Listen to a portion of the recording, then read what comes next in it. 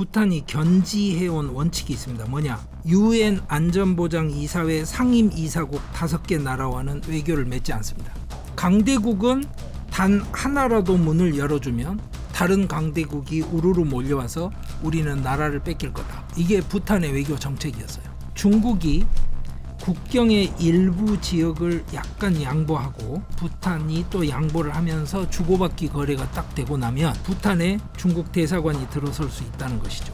부탄의 입장은 친중 국가가 되겠다는 게 아니라 인도 중국 갈등에 휘말리고 싶지 않다는 겁니다. 지금 어떻게든 인도의 합의를 얻어서 그걸 가지고 중국과 이제 완전히 합의를 하고 싶은 겁니다. 그러고 나면 아마 중국은 경제적으로 아주 크게 부탄에 베팅을 할 겁니다.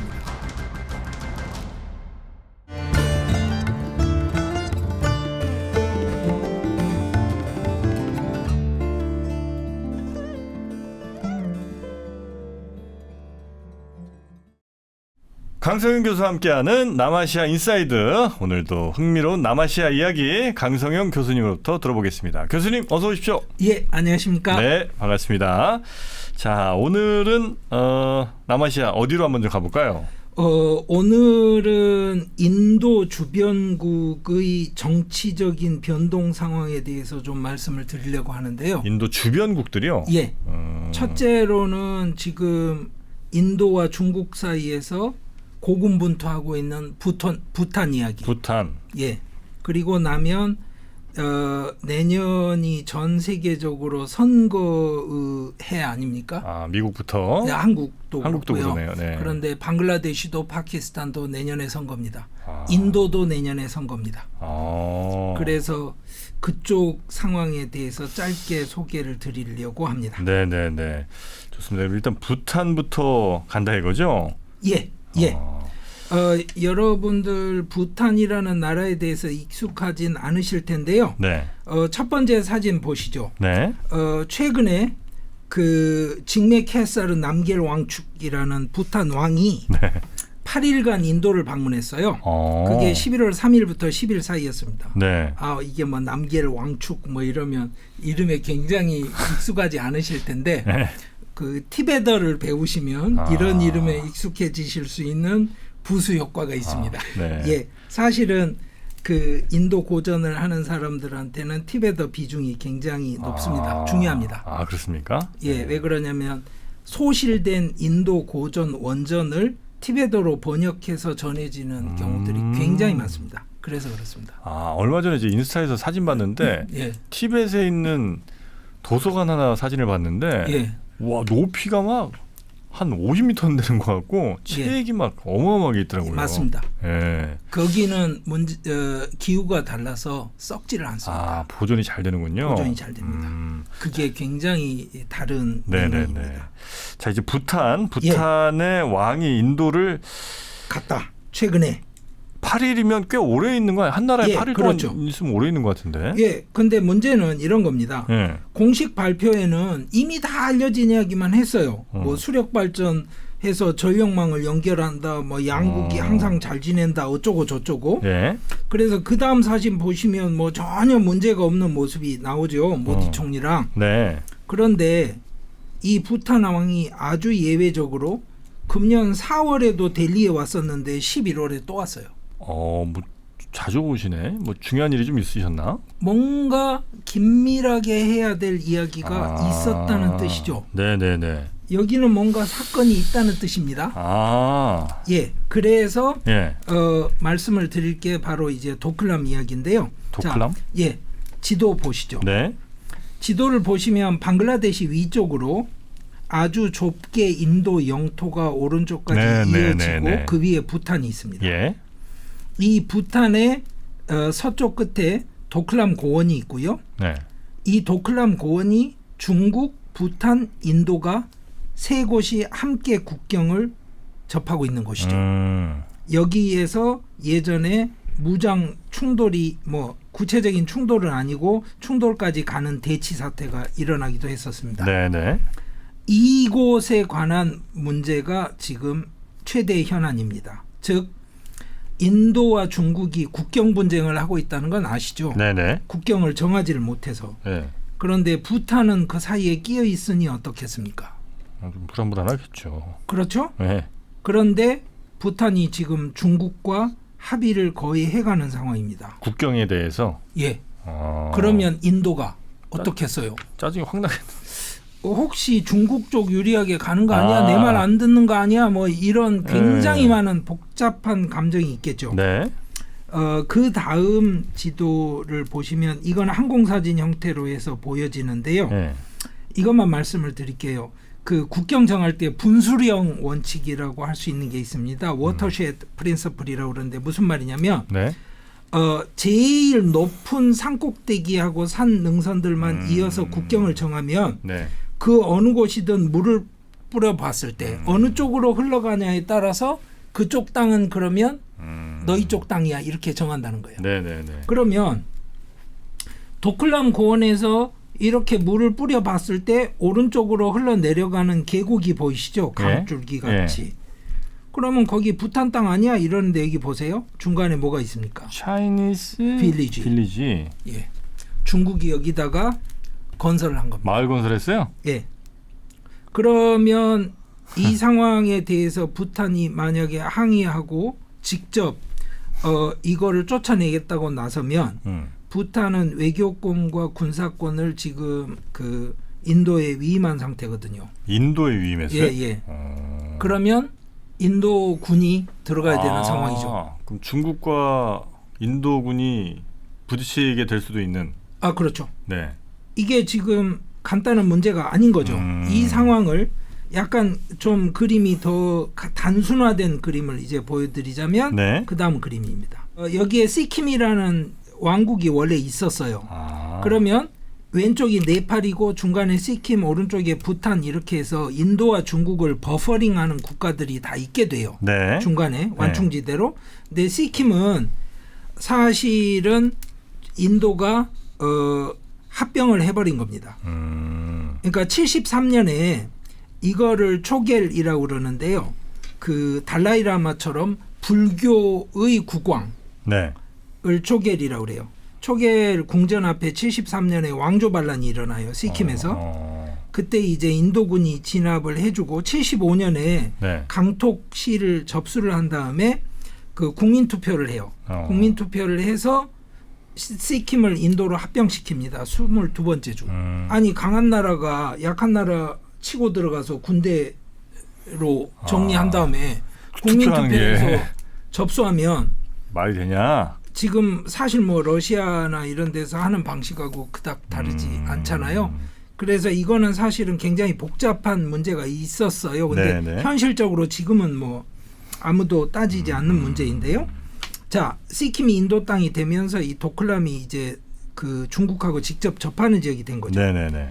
그런데 부탄은 이 사이에 끼어서 살아남아야 되니까 스트레스가 대단하겠죠.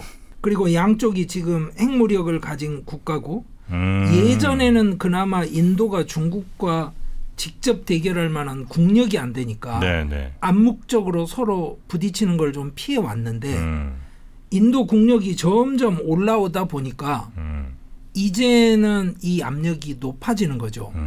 그 말은 부탄은 점점 더 뜨거워지는 물에 있는 개구리 같은 느낌. 네네네네.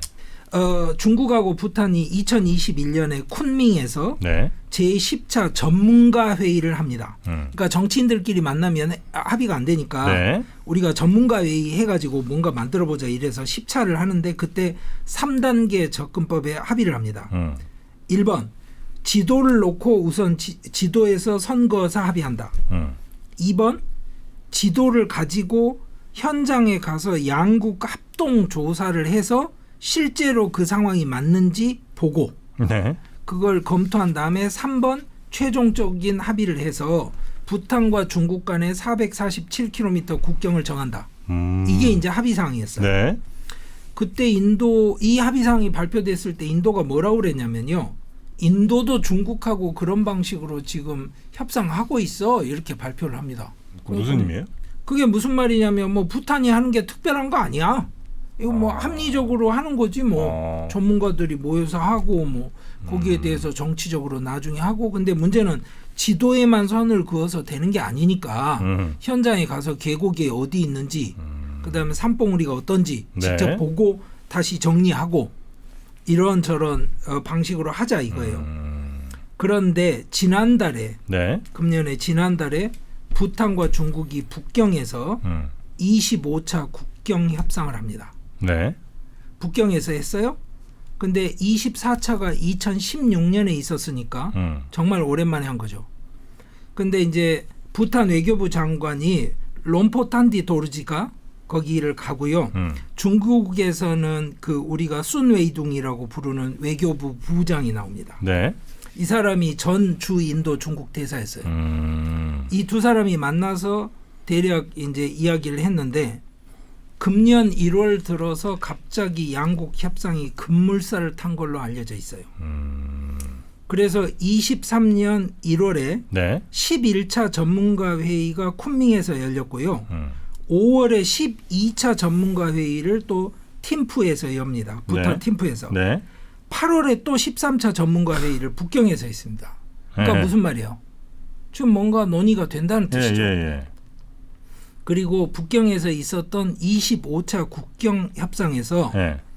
그 양자 기술팀 전문가 팀들이 양국 기술팀이 모여서 그 어떻게 이 팀을 구성할지에 대한 합의가 이루어졌고요. 이 합의가 이루어졌다는 말은 국경 분쟁을 마칠 구체적인 안이 아마도 마련이 된 것 같아요. 네. 그러고 나니까 도르지가 중국 왕이 외교부장을 만났습니다. 부탄 외교 장관이. 그러니까 그때 왕이 발언에 주목을 해야 되는데 왕이가 무슨 발언을 하냐면 외교 관계 수립은 양국 발전에 도움이 될 것이다 이렇게 발언을 해요. 네. 아니 그거야 뭐 누구나 하는 말 뻔한 아닙니까? 얘기고. 이럴 예. 거 아니에요. 근데 재밌는 건 이겁니다. 부탄은 작은 나라잖아요. 그래서 부탄이 견지해온 원칙이 있습니다. 뭐냐? UN 안전보장 이사회 상임 이사국 5개 나라와는 외교를 맺지 않습니다. 왜? 강대국이니까. 강대국은 네. 단 하나라도 문을 열어주면 네. 다른 강대국이 우르르 몰려와서 우리는 나라를 뺏길 거다. 이게 부탄의 외교 정책이었어요.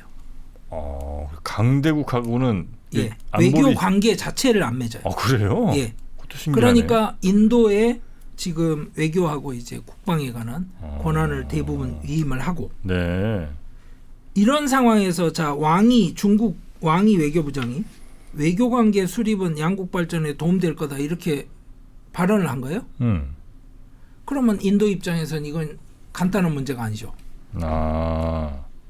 네네네네. 그러고 나니까 뒷감당을 해야 되니까 로타이 체링이 그 총리예요. 부탄 총리. 네. 체링 총리가 그런 일이 가능하겠습니까?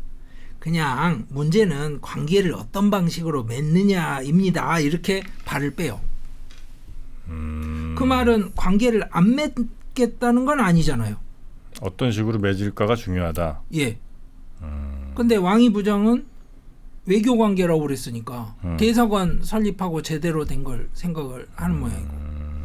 그러면 이게 인도한테는 굉장히 불편한 상황일 수 있거든요. 네네네네. 자, 그러면 부탄 그러면 여러분들 굉장히 쉽게 떠올리시는 게 그 국민 총 행복 지수 뭐 이런 거, 그로스 내셔널 해피니스 뭐 이런. 전 세계 제일 행복한 나라.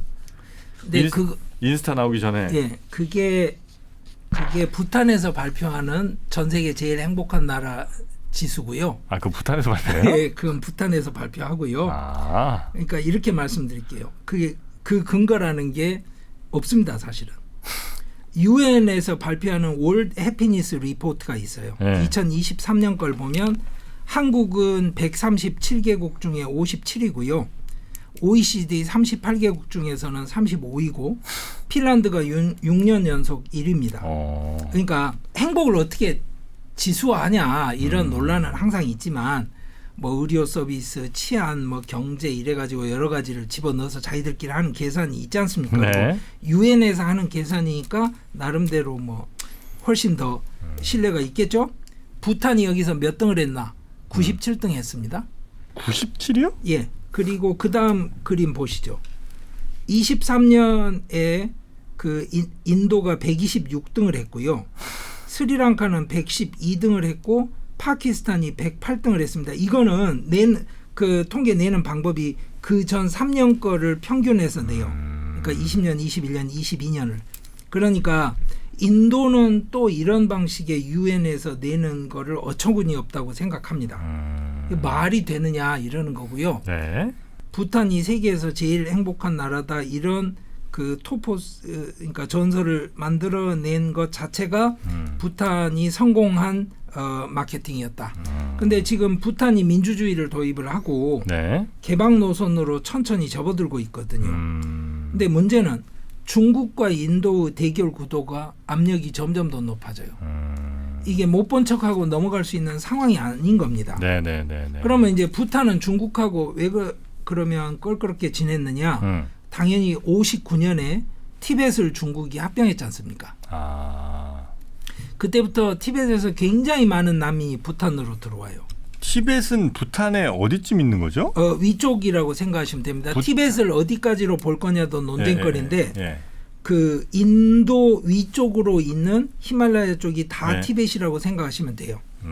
전통적으로. 그러니까 부탄도 사실은 뭐냐면 옛날 그 문화적인 기준으로 보자면 범티벳. 예, 범티벳이라고 생각하시면 됩니다. 그래서 그쪽 나라들이 다 불교도 국가들이고 뭐 언어도 티베트 계열의 언어를 쓰고 그렇죠. 그러니까 이게 이제 긴장 관계가 계속되니까 좋을 수가 없죠. 네. 근데 98년에 부탄하고 중국이 국경 평화와 안정에 대한 합의를 맺어요. 우선은. 그러고 나선 조금은 이제 나아진 상황이죠. 언론 보도에 나오는 부탄 왕이 지금 구아하티 아쌈주에서 제일 큰 도시입니다. 구아하티에 가는 모습을 언론 보도하면서 뽑은 제목이래요. 인도가 부활한 중국 부탄의 국경 협상을 우려스러운 눈으로 보고 있다. 부탄의 왕이 자기 나라 외교장관이 아주 드물게 북경을 방문한 후에 인도에 왔다. 전통적으로 부탄은 친인도 성향 국가예요. 그게 왜 그러냐면 외교권도 맡겼겠죠, 그러니까. 예, 왜 그러냐면 영국 영인 시절에 1865년에 그러니까 이제 인도를 영국이 장악하고 있을 때 그때부터 부탄하고 우호 협정을 맺었고요. 나중에 부탄이 왕국이 됐을 때도 국가로 처음 인정해 준 게 영국령 인도였어요. 그리고 나서 우호 조약을 1910년에 갱신을 하고 그 다음에 부탄이 독립국이 된 인도를 인정한 첫 국가였어요.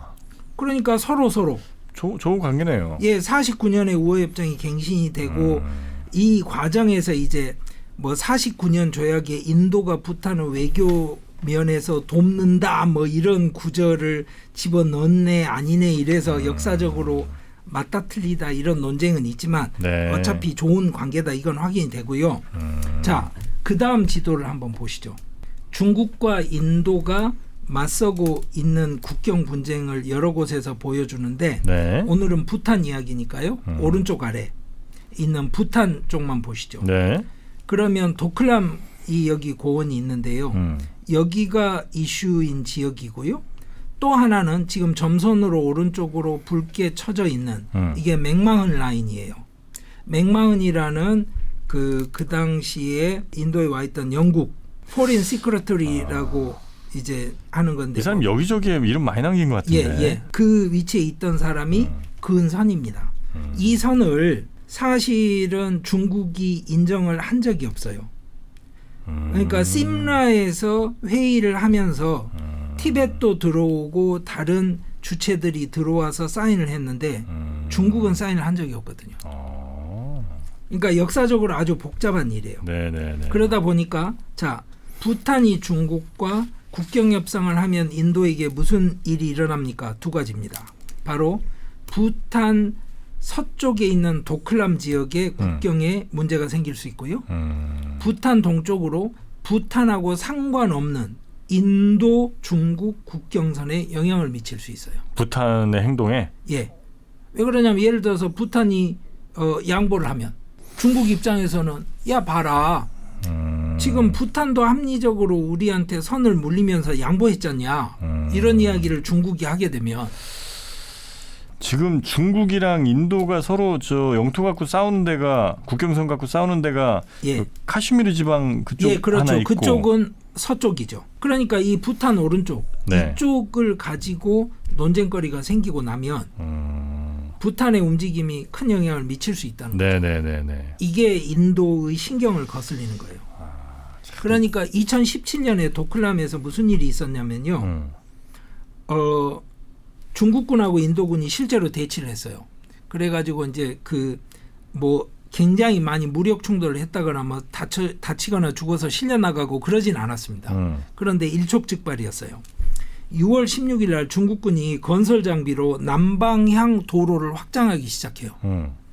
그러니까 6월 18일에 인도군 270명하고 중장비 2대가 진입을 해서 공사를 막습니다. 네. 그러니까 6월 29일에 부탄 정부가 구체적으로 중국에 항의를 해요.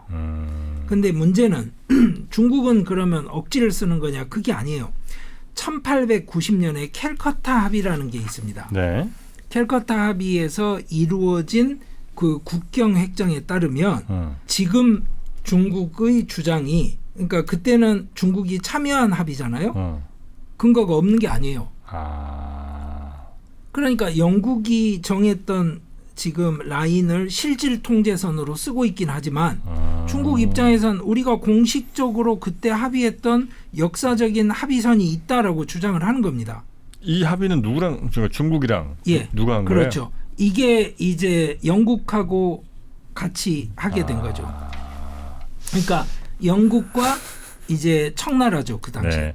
참 영국은 전 세계 정말 이 영토 관련해서 안 건든 데가 없군요. 예, 그때 이제 문제는 티베트하고 시킴 영토 문제가 이제 같이 걸려가지고 이루어진 일이 있습니다. 그러니까 중국이 하는 주장은 전혀 근거 없다 이렇게 이야기하면 또 안 되는 거고요. 자, 그런데 그 대치가 있던 상황에 파키스탄 쪽에 그 정프로님 언급하신 맨날 그 무력 충돌도 일어나는 이쪽에 판공초라는 그 호수 근처에서 예기치 않게 실제로 병력이 충돌을 하는 일이 벌어져요. 그 이쪽 부탄 쪽에서 대치를 하고 있는데 판공초에서 실제로 이제 싸움이 일어나 버린 거예요. 중국하고 인도가. 근데 그게 이런 겁니다. 고산지대잖아요. 엄청나게 높은 고산지대라 안개가 심하게 끼고 그러면요 자기 위치를 파악하기가 힘들어요. 그러니까 어쩌고 걸어갔는데 서로 딱 만나면 국경 넘었네.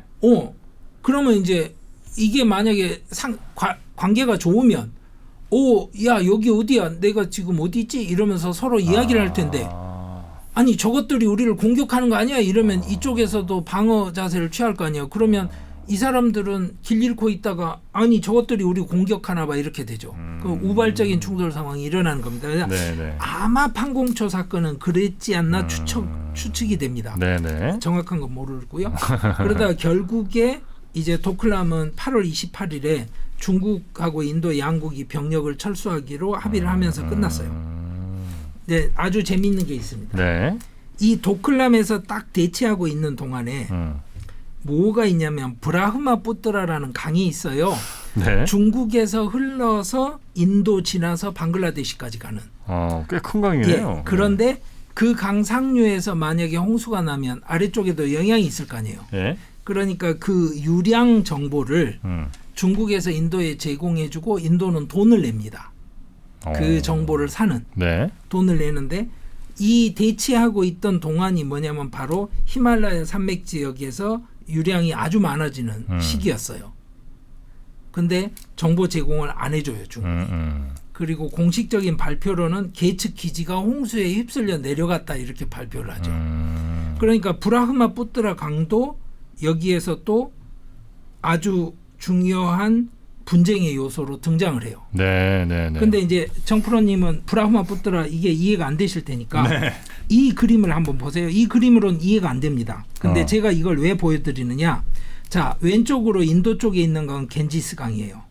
그런데 오른쪽으로 있는 게 브라흐마푸트라 강인데요. 진짜 크네 이 강도. 이 강이 지류가 많습니다. 지류가 많다는 것만 생각을 하십시오. 예. 그리고 나서 그 다음 그림을 보시죠. 예. 이게 바로 지류 다 지우고 간단하게 만든 브라흐마푸트라 강입니다. 강이 어떻게 이렇게 생겼지?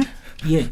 자, 중국에서 그러니까 이제 티벳인데 뭐 중국이라고 하죠. 하여튼 예. 중국에서 이 짱포 강이 흐르면 그게 한번 크게 유턴을 합니다. 그리고 나서 인도 쪽으로 들어왔다가 방글라데시를 지나서 겐지스 강도 만나고 해서 벵골만으로 흘러 들어가는 겁니다. 자, 그러면 중국에서 이 강에 댐을 만들면 어떻게 될까요? 아, 그 밑에 있는 방글라데시랑 인도는 짜증이 막 확 나겠는데 여기. 아, 그렇죠. 예. 그러니까 정프로님처럼 메콩강을 떠올리시겠죠. 그 인도 차이나 반도에 있는 메콩강. 네네네네. 그래서 국제 분쟁 예. 이제 그 거리가 되고 복잡한 문제가 될 거 아니냐. 자, 그다음 그림 보시죠. 실제로 지금 이제 공사를 하는 겁니다. 댐 세게 만들었네. 이렇게 해서 이제 공사가 더 진척이 되면 예. 그리고 이쪽은 히말라야 지역이기 때문에요. 계곡이 깊어서 그 안반 지역에 댐을 만드니까 공사하기도 편하고요. 또 하나는 수몰지구가 적습니다. 그렇잖아요. 네네네. 제가 이 말씀만 드릴게요. 정치학자들은 이 문제에 대해서 국제 하천 분쟁으로 이야기를 하는 경우가 많고 과장되는 경우가 많은데요. 네. 생태나 하천 분야 전공자들의 의견을 듣는 게 맞습니다. 생태나 하천 분야 전문가들의 의견은 이거는 큰 문제 아니다입니다. 큰 문제 아니다? 예, 브라흐마푸트라 강은 큰 이슈가 안 됩니다. 다른 강들이랑 다릅니다. 지류가 많습니다. 이거 하나만 줄기가 있으면 여기서 위에서 막으면 굉장히 큰 문제가 되는데 예. 여기저기서 막 들어오니까. 아까 첫 지도에서 제가 네네네네네. 보여드렸지 않습니까? 그래서 사실은 뭐 인도나 방글라데시가 여기에 생명줄이 달려 있고 그 정도는 아니다. 목줄이 달려 있다 이런 거 아닙니다. 그러니까 자, 이 브라흐마푸트라 강 이슈까지 여기다 집어넣어서 뭐 부탄하고 인도하고 뭐 섞여서 뭐가 막 된다 이런 식의 보도에 대해서는 약간의 과장이다라고 생각하시면 맞습니다. 그러면 지금 인도는 뭐가 걱정일까요? 그러면 딱 이겁니다. 중국이 국경의 일부 지역을 약간 양보하고 다른 지역에서 부탄이 또 양보를 하면서 주고받기 거래가 딱 되고 나면 네. 그거를 조건으로 해서 부탄에 중국 대사관이 들어설 수 있다는 것이죠. 부탄은 아직까지 한 번도 강대국과는 해본 적이 없는데 예, 중국이 최초로 들어올 수도 있다. 예. 네. 그러면 인도한테는 굉장히 그 껄끄러운 상황이 된다는 거죠. 특히 부탄 학자들은 이런 주장도 합니다. 부탄과 중국이 좋아지면 인도에게도 도움된다. 뭐 이런 식의 주장도 하고 일리는 있습니다. 나름대로. 네. 근데 여기서 핵심은 이겁니다. 부탄의 입장은 친중 국가가 되겠다는 게 아니라 인도 중국 갈등에 휘말리고 싶지 않다는 겁니다. 지금 문제는 뭐냐면요. 인도가 성장을 해요. 네. 그러니까 이제는 인도가 옛날처럼 암묵적으로 현상 유지 정도를 생각하지 않는 거예요. 중국에서 뭔가 무리수를 두고 네. 전진기지 배치하듯이 마을을 조성하거나 국경 지역에 인프라를 건설을 하면 네. 인도가 가만히 있지 않는다는 거죠. 이 상황은 앞으로 더 심해질 겁니다. 왜냐? 인도가 점점 올라올 거거든요. 네네네. 근데 중국은 지금 상황에서 인도를 멀리하고 더 빨리 발전할 것 같지 않거든요. 네. 그러면 격차가 줄어든다는 뜻이거든요. 그러면 두 강대국이 격차가 줄어든데 맞물려서 이제 갈등 구조가 더 악화되겠죠. 거기에 부탄이 끼어 있고 싶지 않은 겁니다. 네네. 그런데 부탄은 너무너무 운신의 폭이 좁아요. 전통적으로 인도의 의존 쪽이었고 그러다 보니까 네. 지금 어떻게든 인도의 합의를 얻어서 그걸 가지고 중국과 이제 완전히 합의를 하고 싶은 겁니다. 네네. 그러고 나면 아마 중국은 경제적으로 아주 크게 부탄에 베팅을 할 겁니다. 중국이. 그 예가 굉장히 중요하거든요. 네. 왜냐? 중국하고 합의하고 이렇게 관계를 개선을 하고 나면 돈이 들어오더라. 라는 예를 잘 보여줘야 됩니다. 그래야 이제 다른 나라들이랑 뭐 할 때도 혹은 뭐 부탄이랑 앞으로 추가로 뭘 할 예, 때도 네팔도 있고 주변에 방글라데시 같은 경우도 뭐 있고 여러 나라들이 고려를 하겠죠. 그래서 만약에 중국 쪽으로 그 주변국들이 이렇게 친해지게 되면 인도는 여러 그 국경 맞대고 있는 나라들이 다 좀 불편해지겠군요. 그렇습니다.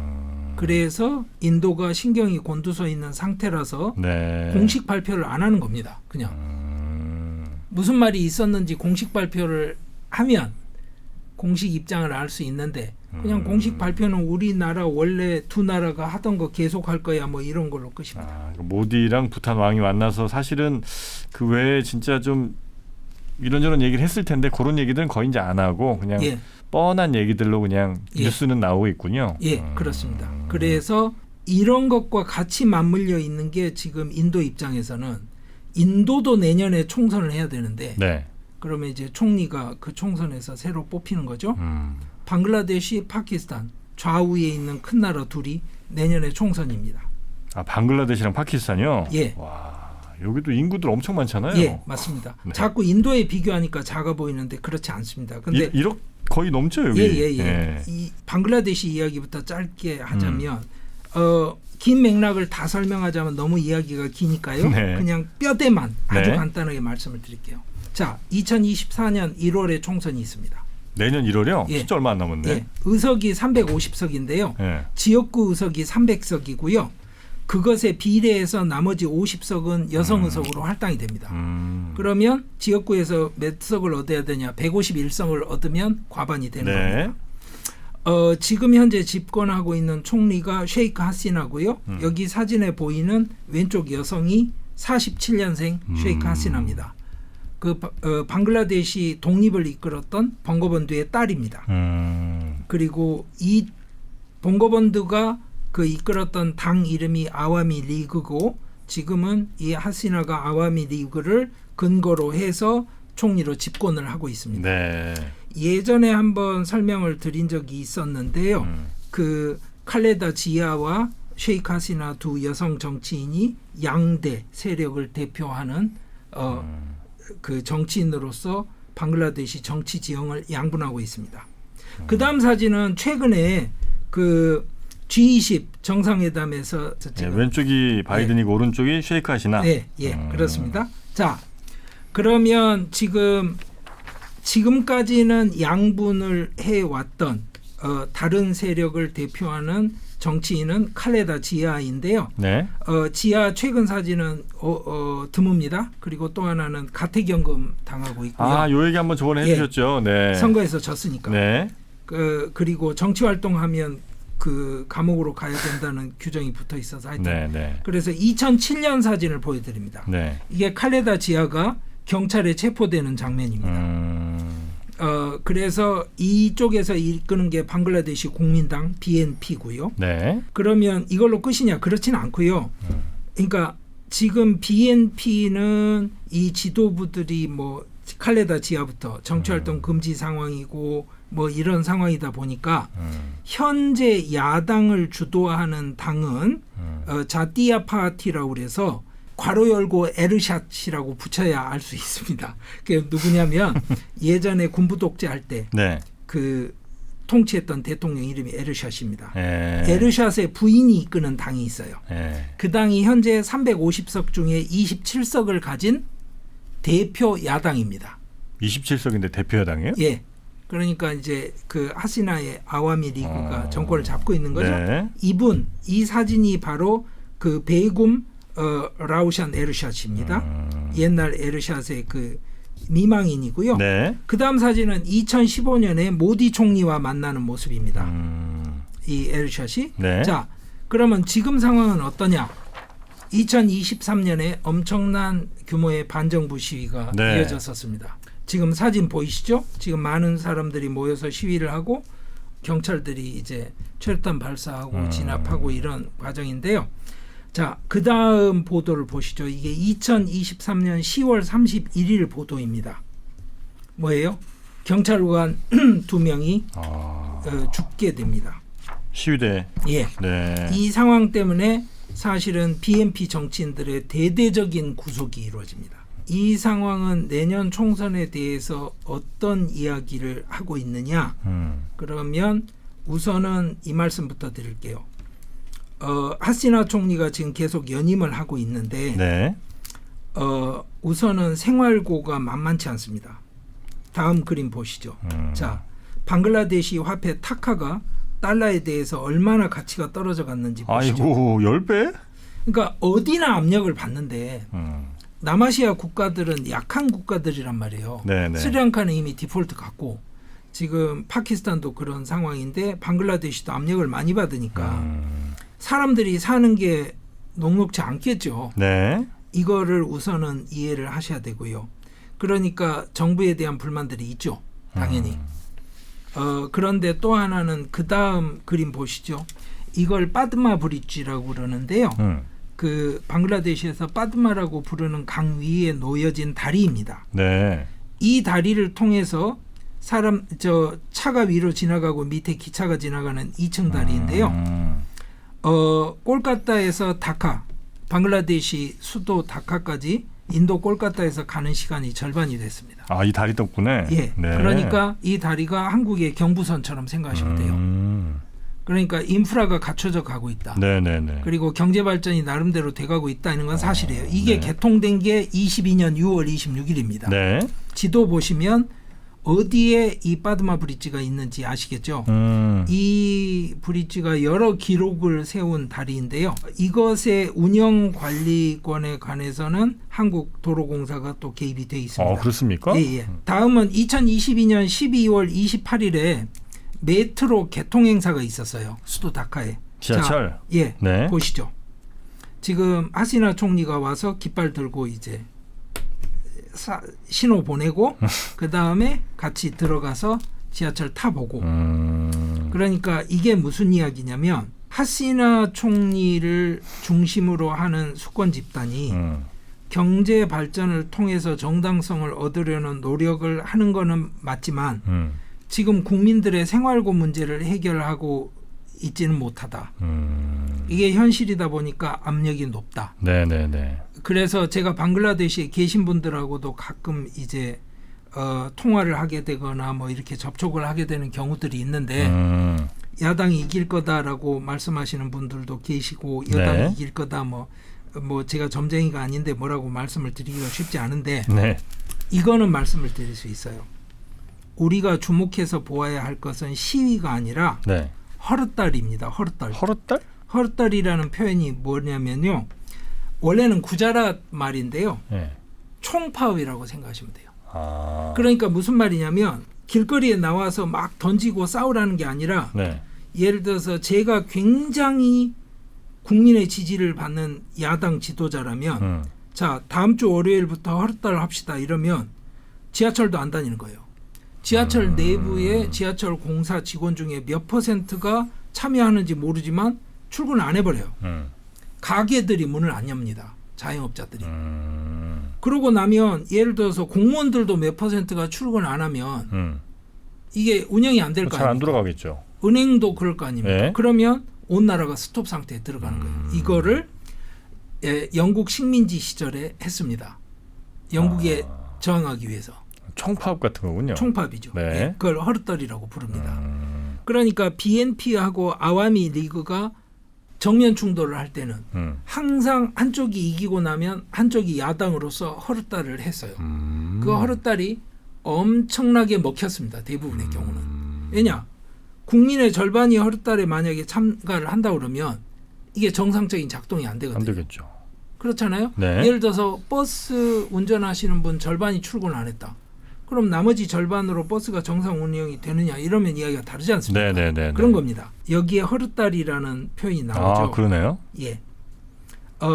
예전에는 야당에서 허릇달을 요청을 하면요. 온 나라가 스톱이었고 엄청난 기간 동안 경제적인 타격을 받았습니다.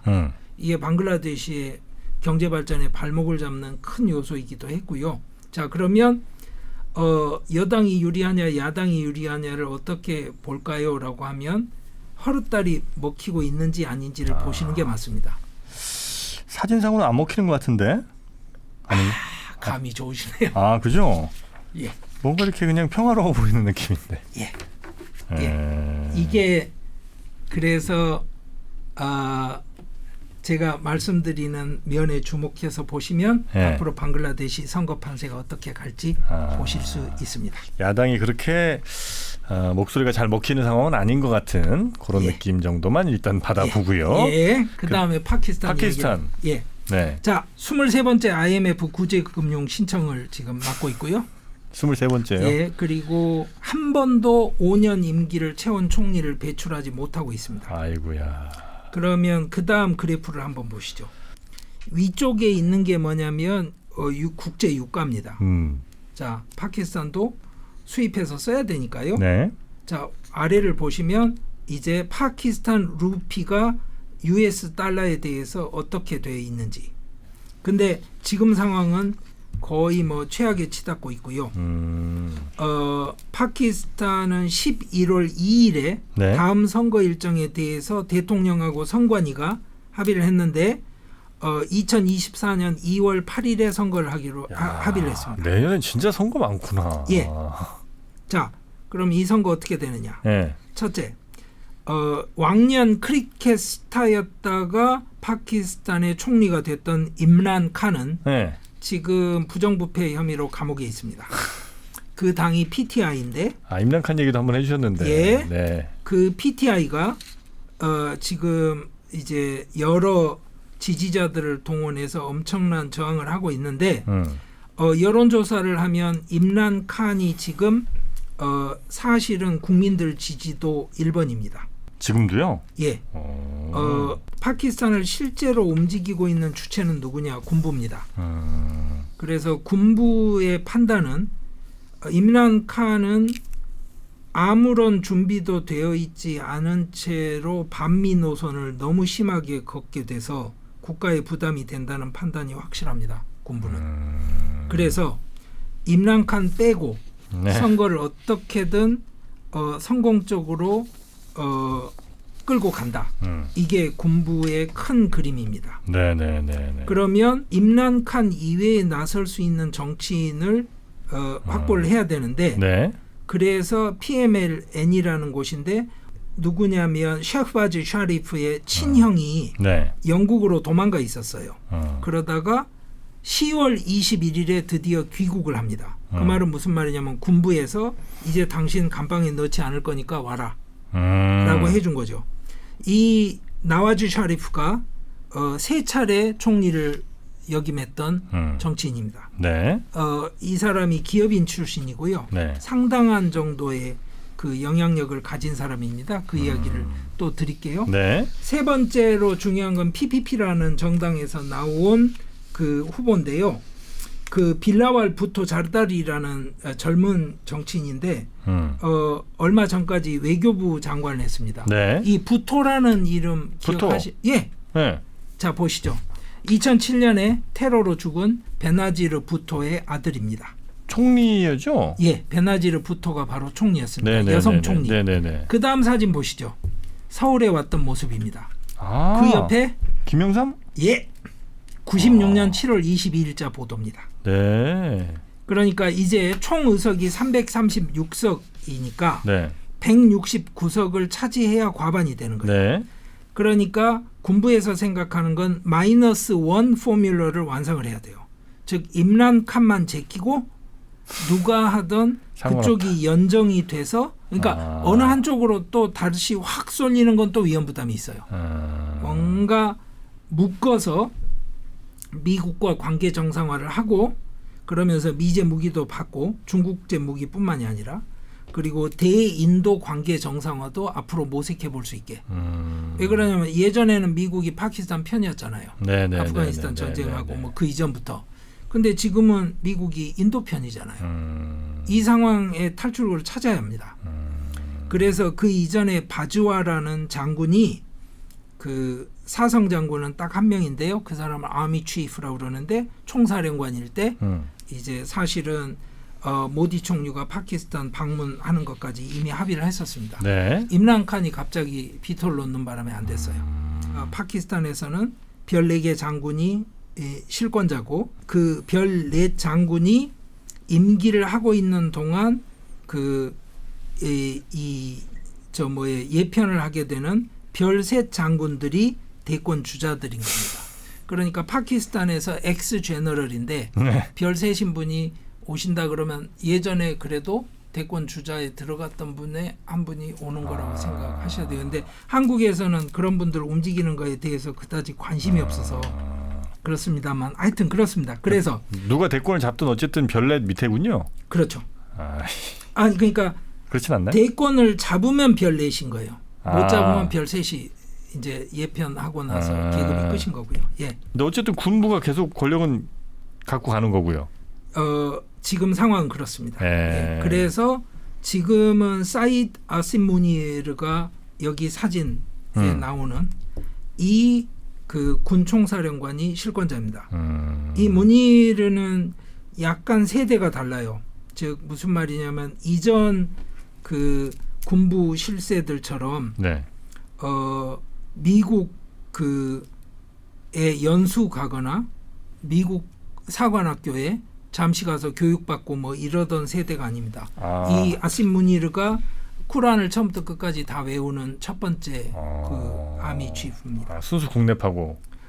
뭐 순수라고 하기는 또 쉽지 않은데 하여튼 예, 그렇습니다. 네. 그런데 이 사람이 ISI 책임자였어요. ISI가 군부에서 관할하는 국내 담당 정보기관이라고 생각하시면 됩니다. 그러니까 선거나 정치판을 관할하는 겁니다. ISI가 거기에 책임자로 있었을 때 임란칸이 이 사람을 해임을 시켰어요. 근데 원래는 총리는 군부 인사에 개입 안 합니다. 근데 이제 임란칸이 약간 뭐라 그래요? 좀 과하게 요새 한 거예요. 말로 과하게 오버했다. 오버했어요. 예. 그게 임란칸이 물러난 여러 이유 중에 하나입니다. 하여튼 자.